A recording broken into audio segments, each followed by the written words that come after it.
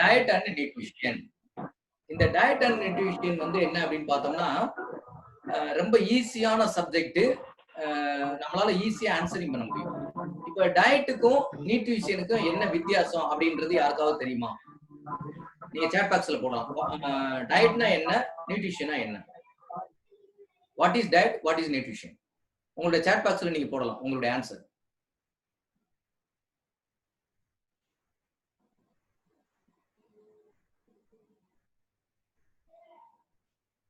Can you guess?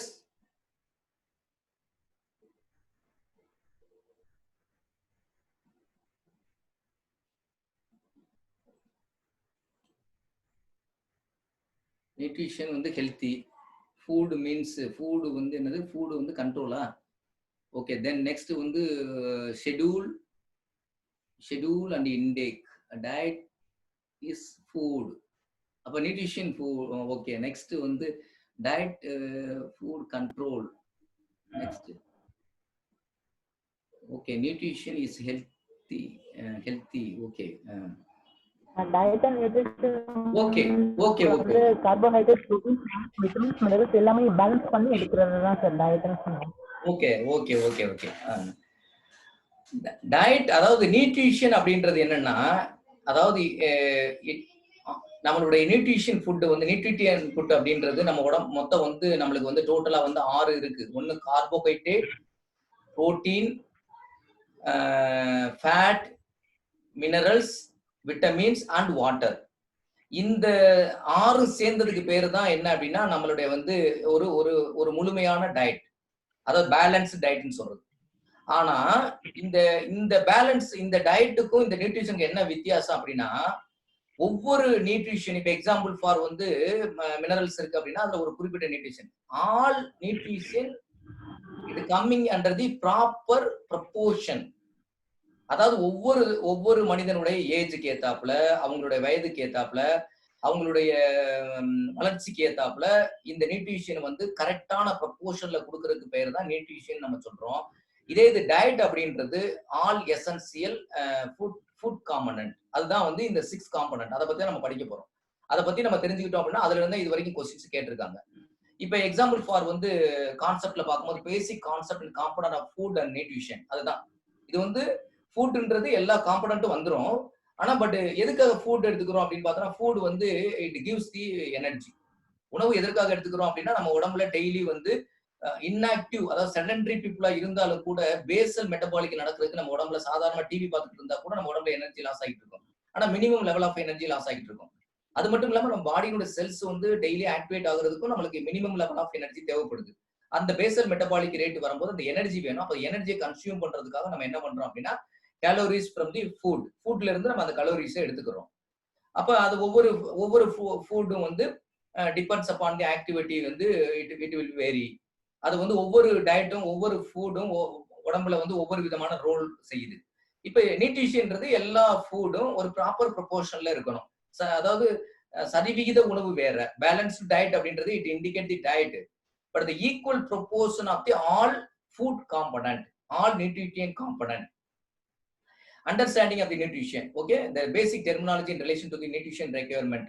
Human nutritional requirement. மனிதனுக்கு எவ்வளவு தேவைப்படும் ஒவ்வொரு நாளைக்கும் ஒவ்வொரு ஹியூமன் பீயிங் அப்படின்றது.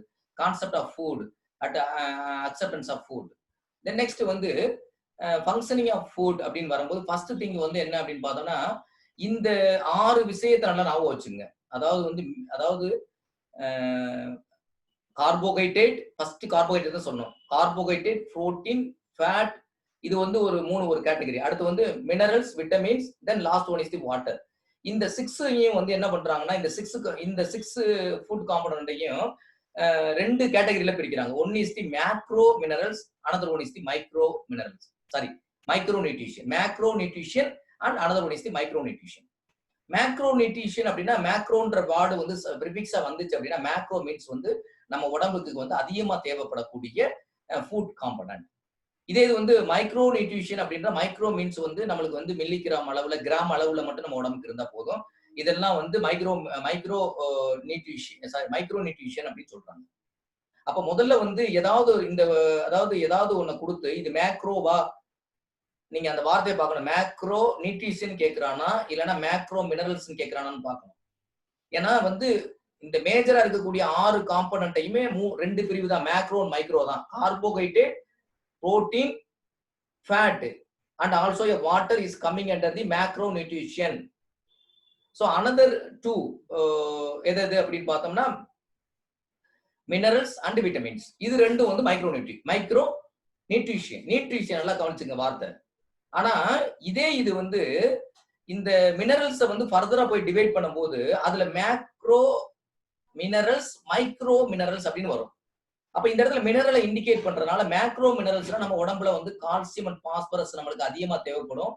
அப்ப மேக்ரோ மினரல்ஸ்ல நான் பின்னாடி ஸ்லைட்ஸ்ல உங்களுக்கு நல்லா ஹெட்டிங்ல தெளிவா கொடுத்துருக்கேன். மைக்ரோ மினரல்ஸ்லாம் நம்ம உடம்புல ரொம்ப கம்மியா தேவைப்படும். ஜிங்க், காப்பர் இதெல்லாம் வந்து நம்ம உடம்புக்கு ரொம்ப கம்மியா தேவைப்படுது. அதெல்லாம் மைக்ரோ மினரல்ஸ்ல வரும். சோ அப்ப கொஸ்டின் வந்து மேக்ரோ நியூட்ரிஷன் கொடுத்துருக்காங்களா இல்ல மைக்ரோ நியூட்ரிஷன் கொடுத்துருக்காங்களா இல்ல மேக்ரோ மினரல்ஸ் கொடுத்துருக்காங்களா இல்ல மைக்ரோ, இதை வந்து கரெக்டா ப்ராப்பரா ஐடென்டிபிகேஷன் பண்ணிட்டு தான் நீங்க ஆன்சர் பண்ணணும். அப்பதான் கரெக்டா அந்த ஆன்சர் வந்து கரெக்டா இருக்கும். தென் நெக்ஸ்ட் வந்து என்ன அப்படின்னு பார்த்தோம்னா, இப்போ உங்களுடைய கொஸ்டின்ஸ்ல உங்களுடைய அந்த சிலபஸ்ல என்னென்ன டாபிக் கொடுத்துருக்காங்க இங்க கொடுத்துருக்கேன் பாருங்க.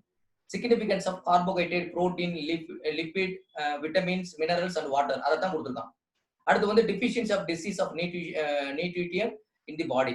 இது வந்து இதுல வந்து டிசீஸுக்கு வந்து இந்த விட்டமின் குறைபாடுகளோ இல்ல இந்த டயட்ல இருக்கக்கூடிய ஏதாவது ஒரு ஃபுட் காம்பனன்ட் குறைபாடு வரும்போது என்ன நோய்கள் வருது அப்படின்ற பத்தி கொஸ்டின்ல கேட்கறான். அடுத்த நெக்ஸ்ட் ஒன் இது ஆன்டி ஆக்சிடென்ட். இது வந்து ரொம்ப முக்கியமானது. இது வந்து ஃப்ரீ ரேடிக்கலை கட்டுப்படுத்தக்கூடியது. நம்ம மெட்டபாலிக் ப்ராசஸ் பண்ணும்போது நம்ம மெட்டபாலிக் ப்ராசஸ்னால வரக்கூடிய அந்த செரிவுமிக்க அயான்ஸ் இருக்கும். அதாவது வந்து ஃப்ரீ ரேடிக்கல் அயான்ஸ் இருக்கும். இந்த ஃப்ரீ ரேடிக்கல் அயான்ஸ் வந்து என்ன ஆகும் அப்படின்னா செல்ஸை போய் டேமேஜ் பண்ணி கேன்சர்ஸை கிரியேட் பண்ணும்.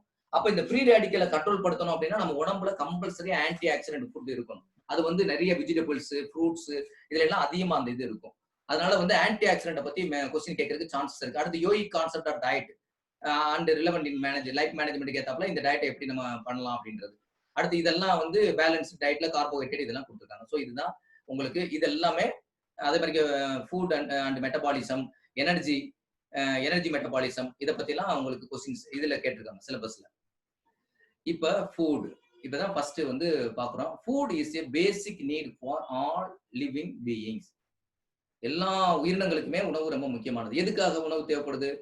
Food gives us energy to carry out our day to day activity and keep all the system in our body function well. நல்லா கவனிங்க, 2 பாயிண்ட் மெயின் வந்து எனர்ஜி நம்மளுக்கு கொடுக்குது. நம்ம டே டு டே ஆக்டிவிட்டி நம்ம பண்றதுக்கு எனர்ஜி கொடுக்குது.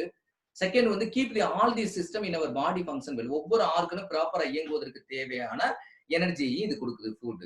அடுத்து இட் மேபி இந்த ஃபுட் எப்படி இருக்கலாம்னா மேபி சாலிட் ஃபுட்டா இருக்கலாம் அல்லது லிக்விட் ஃபுட்டாவும் இருக்கலாம். ஸோ தென் வந்து நியூட்ரிஷன் அப்படின்றது நான் ஏற்கனவே சொன்னேன். Nutrition may be defined as a science of food and its relation to the health. அதாவது நான் சொல்லும் போது என்ன சொன்னேன் அப்படின்னா equal proportion all the food component are equal proportion.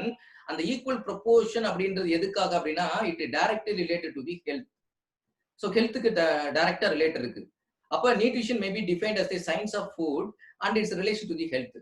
அப்ப அதுக்கேத்தாப்புல அந்த நம்மளுக்கு என்ன அந்த பர்டிகுலர் இதுக்கு தேவைப்படுதோ அதுக்கேத்தாப்புல ஈக்குவல் ப்ரொபோர்ஷன்ல நம்மளுடைய நியூட்ரிஷனை வந்து டிசைட் பண்ணிக்கிட்டோம் அப்படின்னா அதுக்கு பேர் நியூட்ரிஷன் அப்படின்னு சொல்றோம்.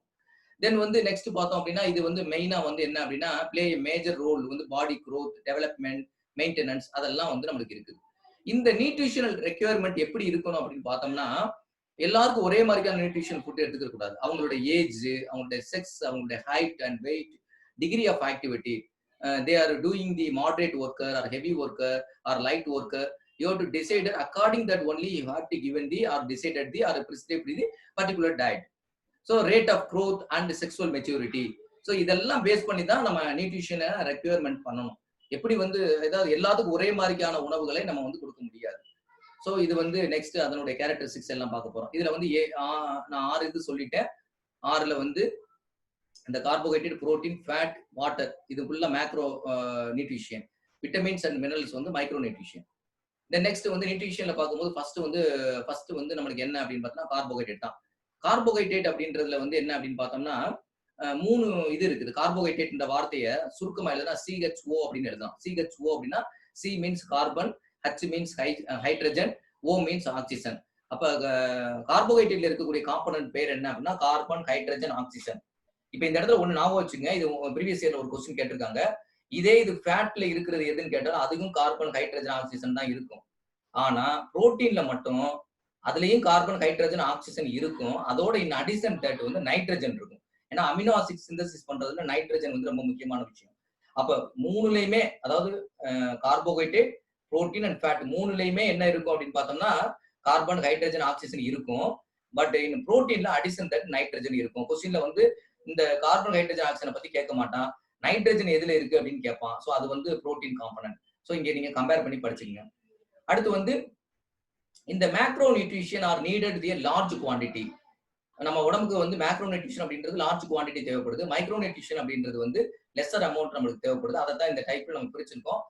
Water also the macro nutrition தான். சரியா, micro nutrition. So then next இப்ப கார்போஹைட்ரேட்ல தான் நான் இது சொன்னேன், கார்பன், ஹைட்ரஜன், ஆக்சிஜன் அப்படின்றது. அதுல வந்து இதுல வந்து டைப்ஸ் இருக்கு, மோனோசாக்ரைட், டைசாக்ரைட் அண்ட் பாலிசாக்ரைட். மோனோனா ஒண்ணுன்னு அர்த்தம், ப்ரிஃபிக்ஸா வந்துச்சுன்னா.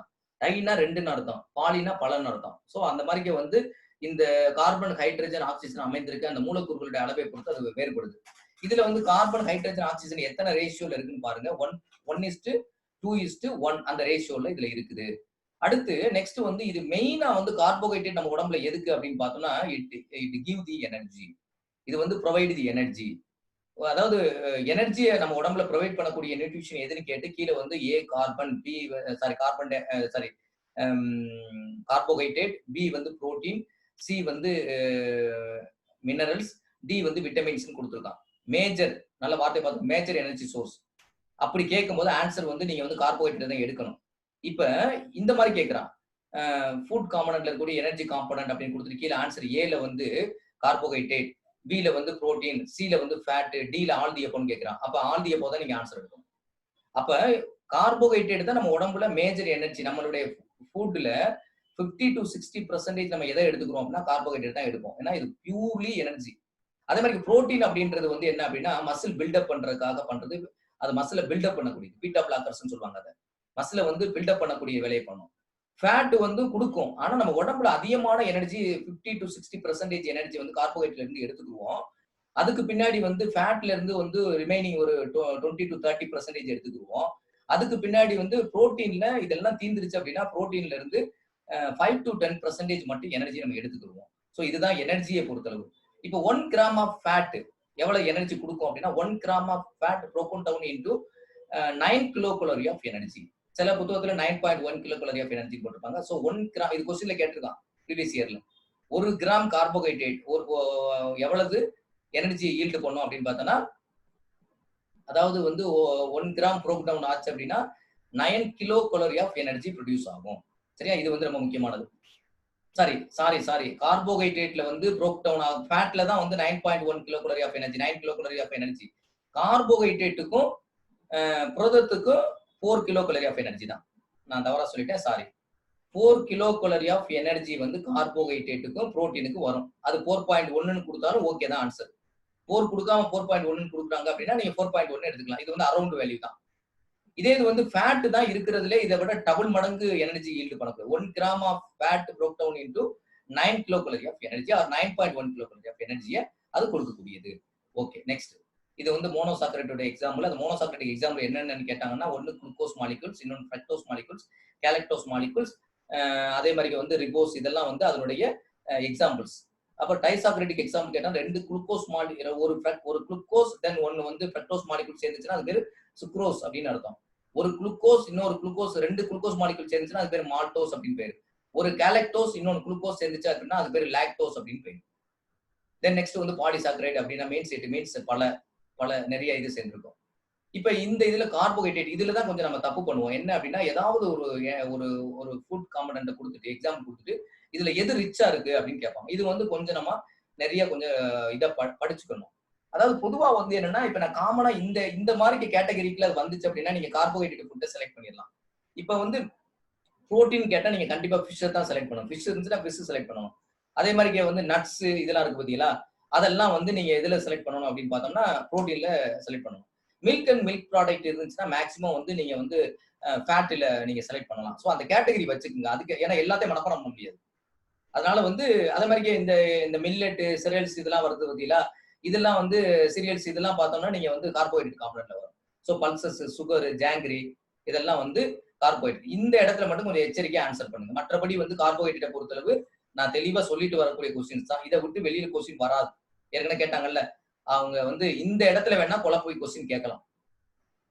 Carbohydrate to provide the energy, அதான் மேத்தர் அதனுடைய ஃபங்க்ஷன். தென் ஃபேட் வந்து என்ன அப்படின்னா கார்பன், ஹைட்ரஜன், ஆக்சிஜன் இருக்கு. அதை பத்தி ஏற்கனவே நம்ம சொல்லியாச்சு. இதுலயும் டைப்ஸ் இருக்குது. என்ன வந்து triglyceride, phospholipid and poly unsaturated fatty acids. So இதெல்லாம் வந்து it's a type of fat. And ஃபேட்டை வந்து நம்ம லிபிட்னு கூட சொல்லலாம். ஸோ இது வந்து அதுல இருக்கிறது.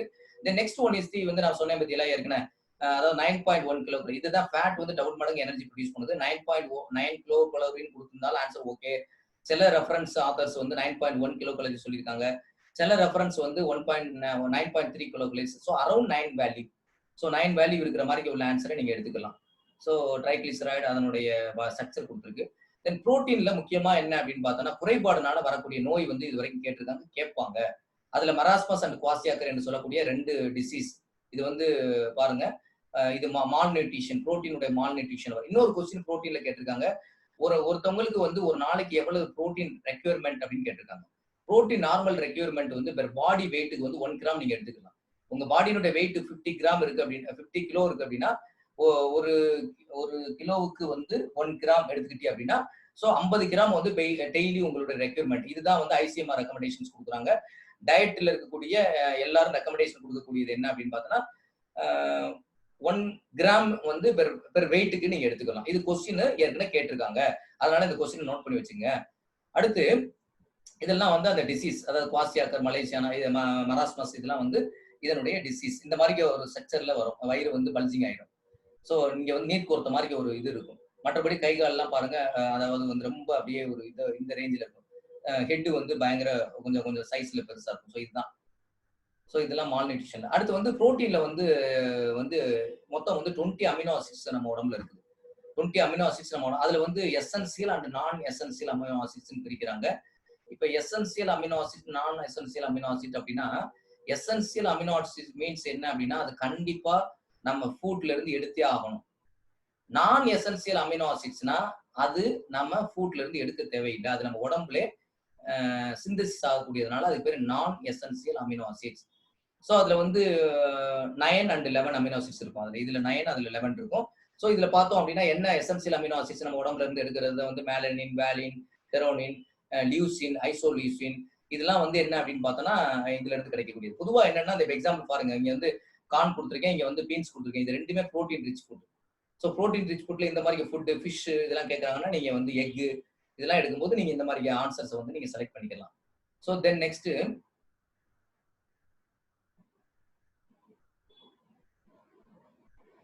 Right, importance of protein.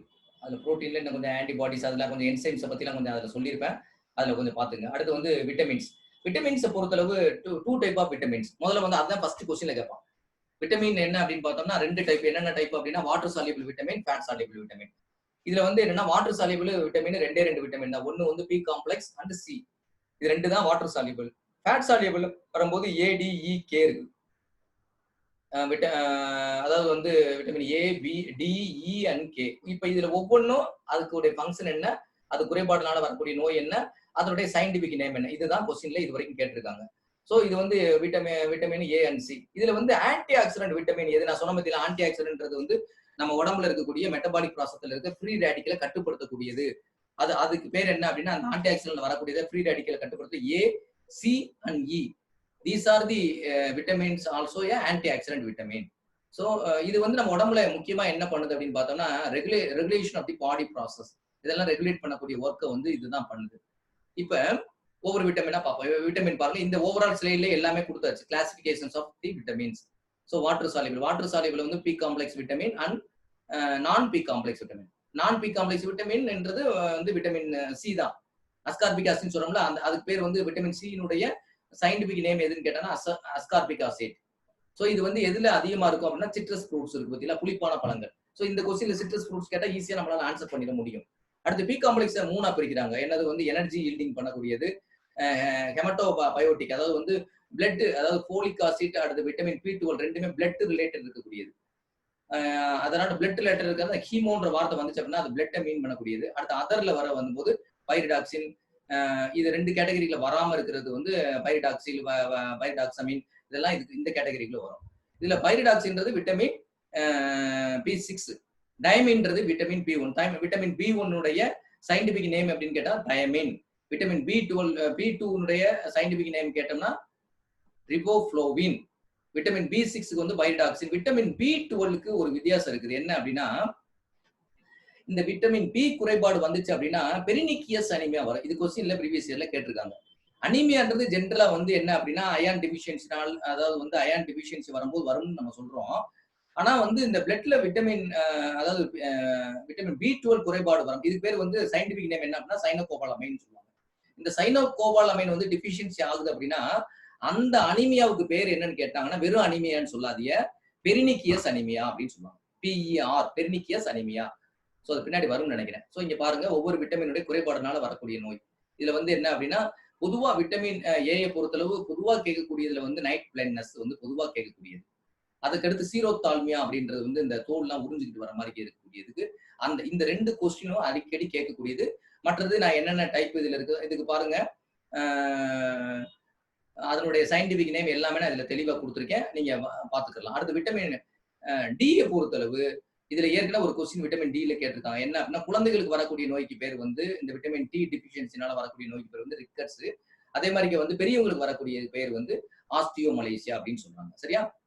அடுத்து நெக்ஸ்ட் விட்டமின் இ குறைபாடு. இது வந்து ஸ்டெரிலிட்டி, இன்ஃபர்டிலிட்டி வரக்கூடியதுன்னு சொல்லுவாங்க. ஆனா இது வந்து நம்ம வந்து ஹியூமன் பீயிங் கண்டுபிடிக்கல, எலிகளுக்கு மட்டும்தான் இது வரைக்கும் கண்டுபிடிச்சிருக்காங்க. அதாவது இந்த விட்டமின் இ குறைபாடுனால மலட்டுத்தன்மை வரும் அப்படின்றத எலிகளுக்கு தான் கண்டுபிடிச்சிருக்காங்க. அடுத்து விட்டமின் கே முக்கியமா கேட்பாங்க. ஏன்னா விட்டமின் கே வந்து எதுல முக்கியமானது அப்படின்னு பார்த்தோம்னா இந்த ரத்தம் உறைதலை பத்தி நேற்று பார்த்தோம் பத்தியெல்லாம், பிளட் கிளாட்டிங் மெக்கானிசத்துல அந்த பிளேட்லெட்டினுடைய ரோல் வரும்போது இந்த கே, இந்த பொட்டாசியம் இருந்தா தான் இந்த பிளட்டினுடைய கிளாட்டிங் வந்து சரியா நடக்கும். சரியா? அடுத்து நெக்ஸ்ட் வந்து P1 அப்படின்றது P1 குறைபாடு, தைமினுடைய குறைபாடுனால வரக்கூடிய நோய்க்கு பேர் வந்து பெரி அப்படின்ற நோய் வரும். அடுத்து விட்டமின் B12னால வரக்கூடிய நோய் வந்து இந்த அதாவது பசித்தன்மை இருக்காது, கேஸ்ட்ரோ இன்டெஸ்டினல் சிம்டம்ஸ் இருக்கும். இதெல்லாம் வந்து மவுத் அந்த டங்க்ல எல்லாம் வந்து லிப்ஸ்ல எல்லாம் வந்து ஒரு எரிச்சல் உணர்வு இருக்கும். இதெல்லாம் வந்து B2 குறைபாடுனால வரக்கூடியது.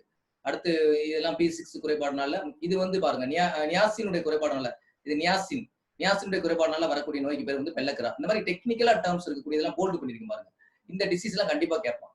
அடுத்து B6ல வரும்போது டெர்மிட்டிஸ், அந்த டேர்ம் அப்படின்ற வார்த்தை வந்துச்சு அப்படின்னாவே அது வந்து ஸ்கின்னை இண்டிகேட் பண்ணுது.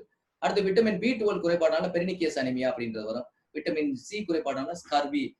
ஸோ இதெல்லாம் அது என்னென்ன ஃப்ரூட்ஸ்ல இருக்கு அப்படின்றது நீங்க காமனா படிச்சுங்க. ஸோ விட்டமின் டியை பொறுத்தளவு மில்க் அண்ட் மில்க் ப்ராடக்ட்ல எது கொடுத்தாலும் நீங்க விட்டமின் டி செலக்ட் பண்ணிக்கலாம். இது வந்து கம்ஸ்ல ரத்தம் வருது பதிலாக இது விட்டமின் சி குறைபாடு. ஸ்கர்வி வந்துச்சு அப்படின்னா இந்த மாதிரி சில பேர் பேசிக்கிட்டே இருக்கும்போது அப்படியே இந்த கம்ஸ்ல இருந்து அப்படியே பிளட் வரும். ஸோ இதுக்கு பேர் தான் ஸ்கர்வின்னு சொல்றது. அடுத்து வந்து ஃபங்க்ஷன்ஸ் ஆஃப் தி மினரல்ஸ். மினரல்ஸை பொறுத்தவரை 2 மினரல்ஸ் நம்ம பிரிக்கிறோம். ஒன்று மேக்ரோ மினரல்ஸ், இன்னொன்று மைக்ரோ மினரல்ஸ். மேக்ரோ மினரல்ஸ் அப்படின்றது என்ன அப்படின்னா நம்ம உடம்புக்கு அதிகமா தேவைப்படக்கூடியது. அதுல எஸ்பெஷலி வந்து கால்சியம் அண்ட் பாஸ்பரஸ். இங்கேயே கொடுத்துங்க பாருங்க. இதுல அதனுடைய பாடி ஃபங்க்ஷன் பிரிச்சிருக்கும் பாருங்க. பாடி பில்டிங் ஆக்டிவிட்டிஸ், அதாவது பாடியை வந்து மெயின்டைன் க்ரோத் பண்றதுக்கு, இதுக்கெல்லாம் அந்த மெயின்டெனன்ஸ் பண்றதுக்குலாம் மேக்சிமம் வந்து கால்சியம், மெக்னீசியம் அண்டு பாஸ்பரஸ் இது எல்லாம் இது யூஸ் ஆகுது. அதுக்கடுத்து வந்து பிசியாலஜிக்கல் ஆக்டிவிட்டின்னு வரும்போது ஆக்சிஜன் டிரான்ஸ்போர்ட் பண்றதுல அயான் முக்கியமானது. ஹீமோகுளோபினோட இருக்கு பத்தியெல்லாம் ஹீம் என்ற அயானும் குளோபின் என்ற புரோட்டீன் இருக்கு பத்தியெல்லாம் அந்த இதுல இருக்கக்கூடிய இந்த அயான் கேரியேட் பண்ணிட்டு போறது. அடுத்து வந்து ஹார்மோன் சிந்தசிஸ்ல பார்த்தோம்னா அயோடின் தைராய்டு கிளாண்ட்ல வர்றதுல முக்கியமான ரோல். அடுத்து முக்கியமா வந்து என்ன அப்படின்னா இந்த மெட்டபாலிசம் ப்ராசஸ்ல வரும்போது மேக்னீஸ், காப்பர் அண்ட் ஜிங்க் இதெல்லாம் வந்து முக்கியமான ரோல் வரும். அடுத்து நியூரோ மஸ்குலர் ஆக்டிவிட்டிஸ் அதுக்கு பண்ணக்கூடியதுல எது அப்படின்னு கேட்டோம்னா மேக்னீஸ், சோடியம், பொட்டாசியம் இதெல்லாம் வந்து அதுல முக்கியமான ரோல் இருக்கும். பிளட் கிளாட்டிங்ல கால்சியம் அண்ட் பொட்டாசியம் ரெண்டுமே பிளட் கிளாட்டிங்ல வரும். அடுத்து வந்து கார்டியாக் ஃபங்க்ஷன்ல ஆகுறதுலையும் பொட்டாசியம் அண்ட் கால்சியம் வந்து மேஜர் ரோல்ல இருக்குது. ஸோ கொஸ்டின் என்ன கேட்கறாங்களோ அதுக்குடைய ஆன்சரை நீங்க பிசியாலஜிக்கல் ஃபங்க்ஷன் கரெக்டா எடுங்க. அதே மாதிரி வந்து மேஜர் மினரல்ஸ்ல எதெல்லாம் வருதுன்னா கீழே பார்த்து கொடுத்துருக்கேன். Sodium, potassium, calcium, magnesium, sulphur, chlorine இதெல்லாம் வரும். அதே மாதிரி வந்து மினரல்ஸ்ல வரும்போது அயான் இது வந்து இங்கே வந்து கால்சியம் காப்பர் கொடுக்கல, இங்கேதான் காப்பர் கொடுத்துருக்காங்க. அப்போ நான் எக்ஸாம்பிள் சொல்ல போது சொன்னேன். ஜிங்க்கு, கோபால்ட்டு, மெக்னீசியம், அடுத்து வந்து அயான், அயோடின், ஃப்ளோரின். இதெல்லாம் ஃப்ளோரின்லாம் வாட்டர்ல அதிகமாகும் போது நிறைய டிசீஸ் வரும். அந்த வாயில வந்து நிறைய அந்த மாதிரி ஃப்ளோரின் வந்து ஒரு மாதிரி நிறைய டெபாசிஷன் ஆகும்போது வரக்கூடியது. ஸோ ஃப்ளோரின் வாட்டர் அதிகமாக நம்ம குடிக்கக்கூடாது. இப்ப இந்த இதுல வந்து ஒவ்வொரு அதாவது ஒவ்வொரு மினரல்ஸ் இருக்கு பார்த்தீங்களா, கால்சியம் அப்படின்னா அது என்ன ரோல் மெயினா, என்ன அது மேஜர் ஃபுட் இங்க இருக்குது, மேஜர் டயட்ரி ஃபுட் இங்க இருக்குது, இது உடம்புல என்ன ஃபங்க்ஷன் பண்ணுது, அடுத்து வந்து அதனுடைய சிம்டம்ஸ் என்ன இருக்கு. இந்த அட்டவணையை படிச்சுட்டாவே, பொதுவா இந்த அட்டவணையும் முன்னாடி இருக்கக்கூடிய அட்டவணையும் படிச்சுட்டாவே எல்லா இதையும் நம்ம ஆன்சர் பண்ணிட முடியும்.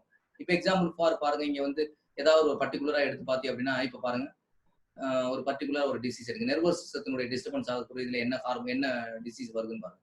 இந்த பாருங்க, மெக்னீசியம் மேக்னீஸ்ன்றது எம்என், எம்ஜின்னு வந்தா மெக்னீசியம் வரும். மெக்னீசியம் வந்து பார்த்தோம்னா நர்வ் சிஸ்டம் வந்து டிஸ்டர்பன்ஸ் வந்து முக்கியமானதுல இங்க இருக்குது.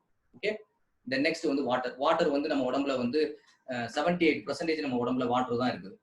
ஏன்னா எல்லாமே நம்ம உடம்புல இருக்கக்கூடிய இன்டர்செல்லுலர் ஃப்ளூயிட் எல்லாமே வாட்டர் தான் இருக்குது. வாட்டர் வந்து நம்ம கண்டிப்பா டெய்லி நம்மளுக்கு வந்து அவங்கவுங்க ஒர்க்குக்கு தேவைப்படுற நம்ம வந்து வாட்டர்ஸ் வந்து எடுத்துக்கிறணும். அடுத்து நெக்ஸ்ட் வந்து சாதாரண செடன்டரி பீப்புள்ஸ் எவ்வளவு கலோரிஸ் எடுத்துக்கணும் அப்படின்றத பத்தி இதில் சொல்லியிருக்கு. அது வந்து ரொம்ப முக்கியம் கிடையாது. அடுத்து body mass index, BMI value நீங்க கண்டிப்பா தெரிஞ்சுங்க. பிஎம்ஐ வேல்யூ எப்படி calculate BMI body mass index எப்படி கால்குலேட் பண்றது அப்படின்றது வெயிட் இன் கேஜில வச்சுங்க, divided by the square of height in metres. உங்களுடைய ஹைட்டை மீட்டர்ல கன்வெர்ட் பண்ணிக்கோங்க. அது வந்து ஸ்கொயர் ரூட்ல இருக்கும். மேலே கேஜி போட்டு டிவைட் பண்ணி அந்த வேல்யூவை கண்டுபிடிச்சா அது வரக்கூடிய பாடி மாஸ் இண்டெக்ஸ். அந்த வேல்யூல இங்க பார்க்கக்கூடிய வேல்யூல, அதாவது இதுல ஏதாவது ஒரு வேல்யூ கொடுத்து இது அண்டர் வெயிட்டா நார்மல் வெயிட்டான கொஸ்டின்ல கேட்கலாம். ஸோ இப்போ அண்டர் வெயிட் அப்படின்னா லெஸ் தென் தி 18.5 உங்களுக்கு வேல்யூ வந்துச்சு, பிஎம்ஐ வேல்யூ வந்துச்சு அப்படின்னா நீங்க வந்து அண்டர் வெயிட்ல இருக்கீங்கன்னு அர்த்தம். அதே வந்து 18.5 to 24.9 வரைக்கும் இருந்துச்சுன்னா நார்மல் வெயிட். அதே மாதிரி ஓவர் வெயிட் அப்படின்னா 25 to 29.9 வரைக்கும் இருந்துச்சு அப்படின்னா அதுக்கு ஓவர் வெயிட். ஒபிஸ் அப்படின்றது ஒபிசிட்டி வருது பார்த்தீங்களா, அது வந்து பிஎம்ஐ வேல்யூ மோர் தென் 30 வந்துச்சு, மோர் தென் 30 அண்ட் கிரேட்டர் இருந்துச்சு அப்படின்னா it is coming under obesity. So ஒபிசிட்டினா நார்மலா பாடி உடம்புல டெபாசிட் ஆகுற ஃபேட் நாட்ட வர்றது ஒபிசிட்டி கிடையாது.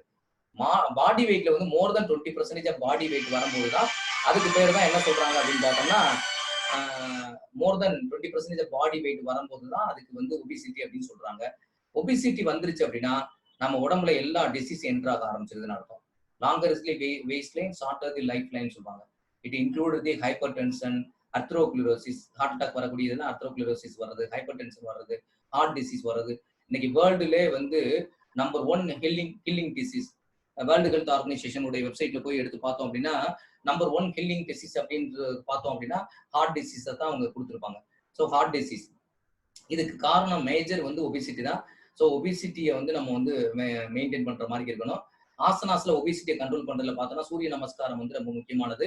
அடுத்து அதே மாதிரி வந்து இந்த சூரிய பேதனா இந்த மாதிரி வந்து ஹீட்டிங் ப்ரொடியூஸ் பண்ணக்கூடியதுனா ஃபேட்டை வந்து டிஸ்ட்ராய் பண்ணும். ஸோ அதனால அந்த இதெல்லாம் நீங்க சரி. Anti accident, so anti oxidant பத்தி சொல்லிட்டேன். ஃப்ரீ ரேடிக்கலை கட்டுப்படுத்தக்கூடியது. இது வந்து அதிகமா வெஜிடபிள்ஸ், கிரீன் லீஃப் வெஜிடபிள்ஸ் அந்த மாதிரி இதுல எல்லாம் வந்து இது அதிகமா வந்து ஃப்ரூட்ஸ்ல எல்லாம் இருக்குது ஆன்டி ஆக்சிடென்ட். அடுத்து வந்து ஃப்ரீ ரேடிக்கல் வரக்கூடிய என்னென்ன விட்டமின் நான் முன்னாடி சொல்லிட்டு வந்துட்டேன். அடுத்து வந்து யோகிக் டயட்டை பொறுத்தவரை வந்து சாத்விக் ஃபுட், ரஜோ ஃபுட் அண்ட் தமோஸ் ஃபுட், இந்த 3 டைப் ஆஃப் ஃபுட் தான் நம்மளுக்கு வந்து யோகிக் ஃபுட்ல கொடுத்துருக்காங்க. இந்த ஒவ்வொரு ஃபுட்டும் என்ன இருக்கு, அதாவது சாத்விக் ஃபுட் அப்படின்னா இது வந்து பீஸ் அண்ட் காம் மைண்ட், வந்து உடம்புல இருக்கிற ஆக்டிவிட்டிஸ் பிசிக்கல் பாடியிலையும் சரி மென்டல் பாடியிலையும் சரி அதை வந்து காம்னஸ் வந்து அமைதியை கொண்டு வருது. ரஜோன்னா ராஜா எப்படி இருப்பார், ரொம்ப வேகமா இருப்பாரு. அப்ப ராஜா அப்படின்றது வந்து ஹைப்பர் ஆக்டிவிட்டியில இருப்பாங்க. இவங்க வந்து எதையுமே வேகமா விரைவா செயல்படணும்னு நினைப்பாங்க. ஸோ அதுக்கடுத்து வந்து தமஸ் அப்படின்னா இவனுக்கு ஆப்போசிட். இவன் தமஸ் எப்படி இருப்பான் அப்படின்னா எப்பவுமே வந்து இன்ஆக்டிவா இருப்பான். தமஸ் புத்தி அதிகமா இருக்கும். இந்த தமஸ்காரவங்க வந்து அதிகமா தமசிக் ஃபுட் அவாய்ட் பண்ணணும். இந்த கிழங்கு ஐட்டம், பூமிக்கடியில விளையக்கூடிய விளையாட்டம். ஆனா இந்த 3 குணமும் வந்து எல்லாத்துக்கும் ஒரே மாதிரிக்கு இருக்காது. ஒருத்தருக்கு சாத்விக குணம் இருக்காது. இது 3மே மாறி மாறி தான் வரும்.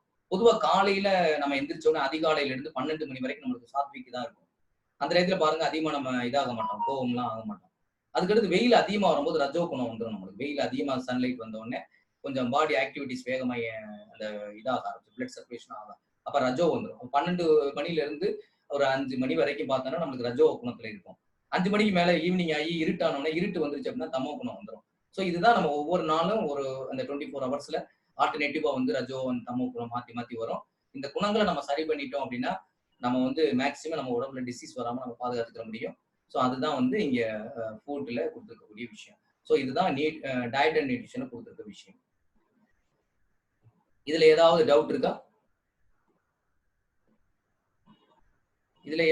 இருக்கா? நான் கொஞ்சம் ஃபாஸ்டா போறதுனால ஏதாவது இடையில கூட நான் சொல்றதை கொஞ்சம் மாற்றி சொல்லியிருப்பேன்னு நினைக்கிறேன். ஆனா எல்லாம் எக்ஸாக்டா கரெக்டா தான் சொல்லியிருக்கேன். பட் இருந்தாலும் கூட இதுல ஏதாவது டவுட் இருந்தா நீங்க கேட்கலாம்.